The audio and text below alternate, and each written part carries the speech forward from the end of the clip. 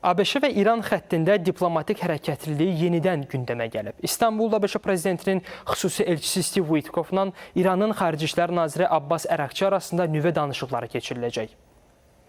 Xarici medianın məlumatına görə fevralın 6-sına təyin olunan danışıqlarda Türkiyə, Qətər, Səudiyyə Ərəbistanı, Misir və bir sıra ölkələrin də iştirak edəcəyi gözlənilir.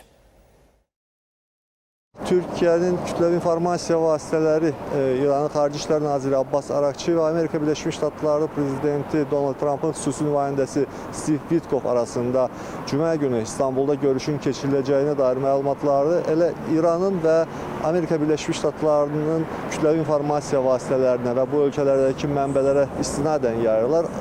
Ankara'dan hələlik bununla bağlı rəsmi açıqlama yoxdur. Buna baxmayaraq ictimaiyyətdə, kütləvi informasiya vasitələrində, ekspertlərdə kifayət qədər həyəcan var bu mümkün görüşlə bağlı.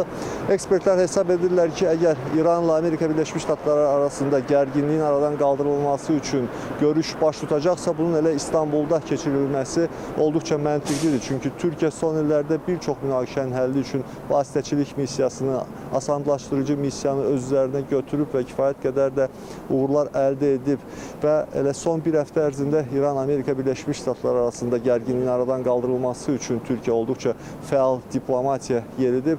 Prezident Rəcəb Tayyip Ərdoğan, Xarici İşlər naziri Hakan Fidan dəfələrlə Amerikalı və İranlı həmkarları ilə, digər ölkələrdən olan həmkarları ilə telefon danışıqları, görüşlər keçiriblər.